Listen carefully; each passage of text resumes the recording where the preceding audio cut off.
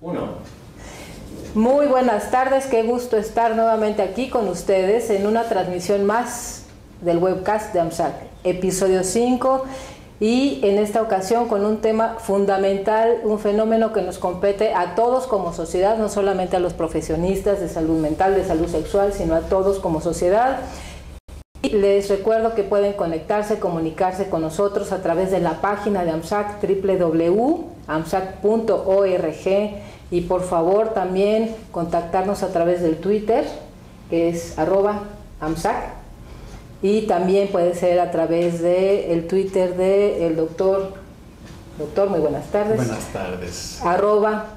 @Eusebio Rubio, para que nos contacten, envíen sus comentarios, sus acuerdos, desacuerdos, experiencias, que para eso justamente son estos webcasts que hacemos para ustedes cada 3 semanas.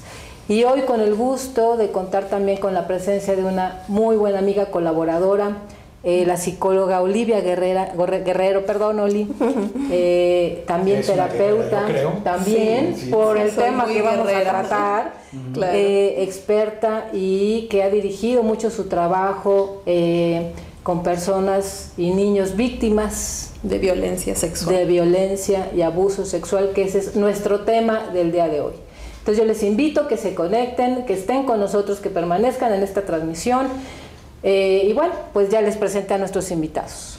Nuevamente Oli, psicóloga, terapeuta sexual. Ella es con toda la experiencia en tratar a niños víctimas de abuso y de violencia sexual.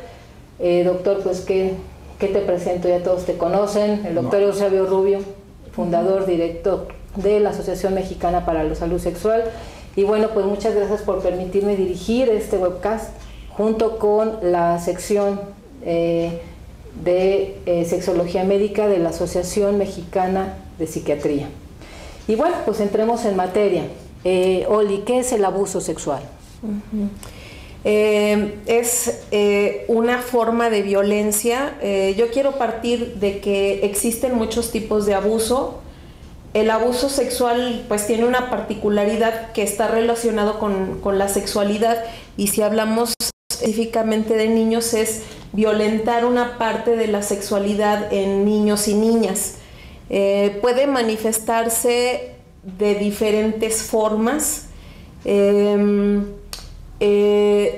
y quizá cabe la mención que cuando hablamos de abuso sexual generalmente está enfocado a hablar de tocamientos, de alguna cercanía, algún tipo de contacto. A veces no es necesariamente físico, a diferencia de la violación, que es cuando ya hay algún tipo de penetración, ya anal, oral o vaginal.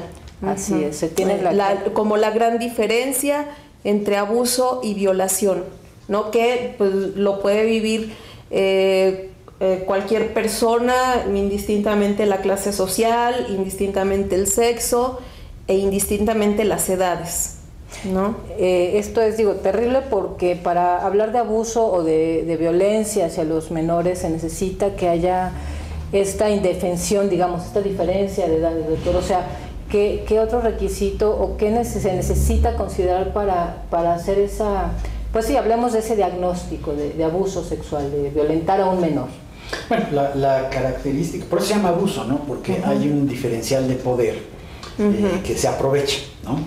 El adulto o el niño más grande, porque no necesariamente es un niño, de alguna manera lo que sucede es que utiliza ese diferencial de poder para tener acceso a la erotización del pequeño o la pequeña, o a producir una cierta erotización en la persona o el víctima. Niño que tiene, producir la erotización en la víctima o en el agresor, ¿no? Porque a veces el niño no está precisamente excitado, pero el agresor sí. Es decir, esta disrupción, este acceso a la intimidad erótica a través del uso de alguna cosa que le diferencie en poder.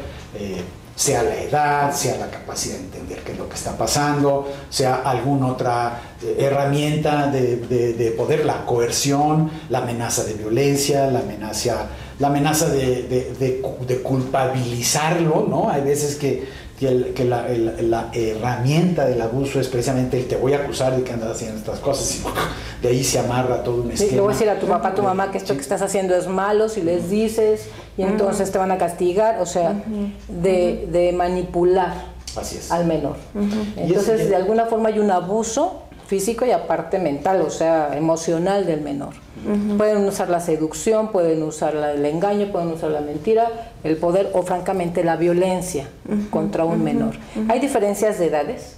O sea, hablar de abuso, obviamente hablabas de un niño, o sea, que puede ser entre niños. O entre niños. Sí. Si se hace entre niños, ¿qué diferencia de edad debe de haber para hablar de abusos? Mira, es que hace algunos años había el diagnóstico de 5 años de diferencia, ¿no? Y obviamente pues no es lo mismo un niño de 6 a uno de 11.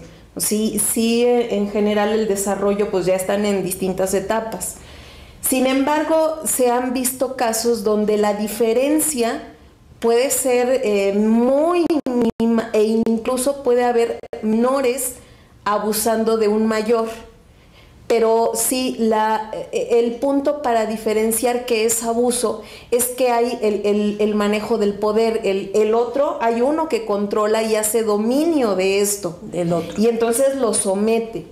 Digamos que eso es muy importante para diferenciar la actividad erótica del abuso sexual, que tiene componentes eróticos, tiene componentes de búsqueda de placer en alguno de los dos o en los dos, a pesar de ser un acto de violencia, de otra actividad que a veces se confunde mucho, que son los juegos sexuales. Sí, así es, los juegos entre niños. Los juegos sexuales. Pero son entre pares, digamos. Pues son más o menos de la misma edad. Están en condiciones iguales. Exactamente. No hay esta dinámica de poder. Así es. Digamos, yo creo que lo esencial es este carácter juguetón, este carácter de exploración. Claro, de curiosidad. De curiosidad, de satisfacción y hasta de placer. De placer. Que de hecho conforma parte normal del desarrollo. No muy frecuente por lo represivo que es la cultura. En culturas donde hay menos represión de la expresión placentera, los juegos eróticos en los pequeños son mucho más comunes. Y conforman parte del crecimiento normal. Lo que hace violenta la cosa, lo que hace dañino a la experiencia, no es propiamente el placer, aunque el placer sentido sin entenderlo también es desorganizador. Pero lo que hace mucho daño es esta sujeción, esta experiencia de realmente no tener alternativa y de ser aventado en la experiencia. A veces es una experiencia claramente generadora de angustia y de pánico, pero otras veces de no. Miedo. Pero otras veces no. El problema es que hay veces que no es inmediatamente generadora de pánico y de miedo, sino generadora de un estado de mucha confusión, es decir, no hay la voluntad de estar, pero hay el convencimiento, hay la sensación de estar haciendo una cosa mala, pero no se entiende bien qué, o simplemente la sensación de estar haciendo algo que no se alcanza a procesar bien, a entender por bien, la ¿no? edad del menor, por el desarrollo emocional, intelectual del menor. Es correcto. ¿Qué tipos de abuso hay? O sea, porque pensamos que un abuso puede ser la violación, ¿no? El violentar violando a alguien, pero hay muchas formas de abusar de un menor. ¿Qué tipos de abusos hay? Yo lo dividiría en dos grandes rubros. Con contacto físico, que es ya sea el adulto obliga al menor a tocarle sus genitales o el adulto toca los genitales de la otra persona. O sea, es realmente hacer un contacto con cualquier parte del cuerpo. Puede haber alguna cercanía, puede empezar con algunos tocamientos, algunas caricias y llegar incluso a la violación. Y sin violencia, sin contacto físico. Puede ser desde no lo toqué, pero le obligué a ver películas de contenido erótico. Yo no los toqué, pero les obligué a desnudarse. Yo no les toqué, pero les obligué a hacer alguna posición erótica de adultos. yo no los toqué, pero les dije un lenguaje agresivo de contenido sexual.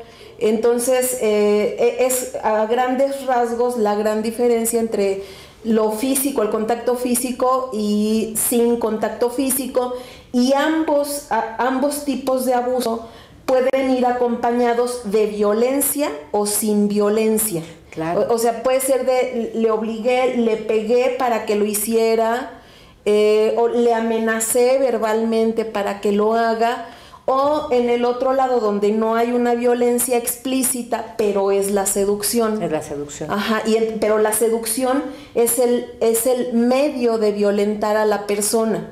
Claro. Muy sutilmente consigo el consentimiento del otro.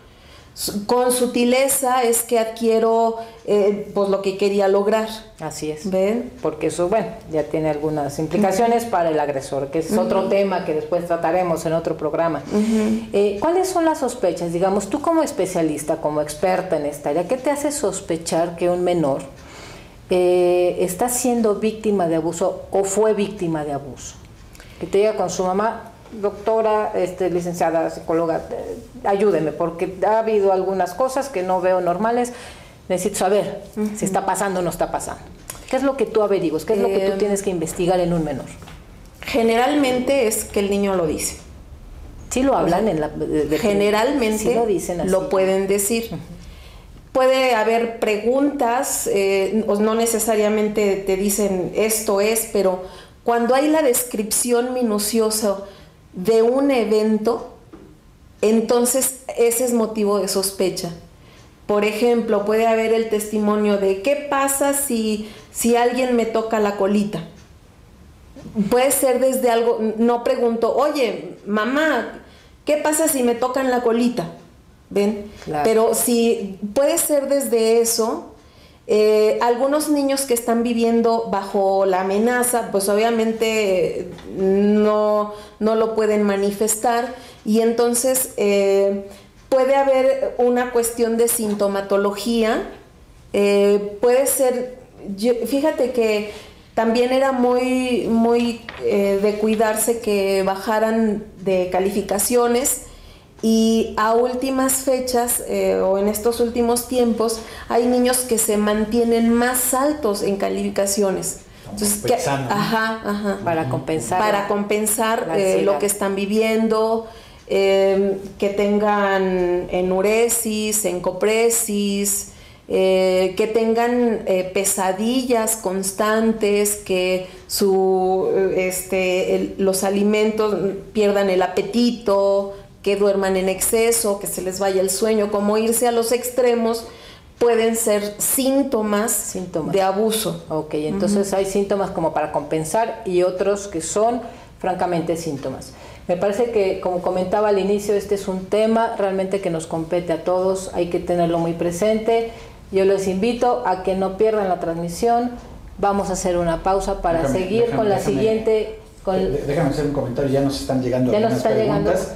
Una invitación a que nos contacten a través de Twitter, @EusebioRubio, @AMSAC o @VeroDepa. Para que con sus preguntas, ya tenemos alguna, ahorita que terminemos, que hagamos el corte. Sí, por favor. Con las respuestas. Sí, entonces no se vayan, seguimos con la segunda parte.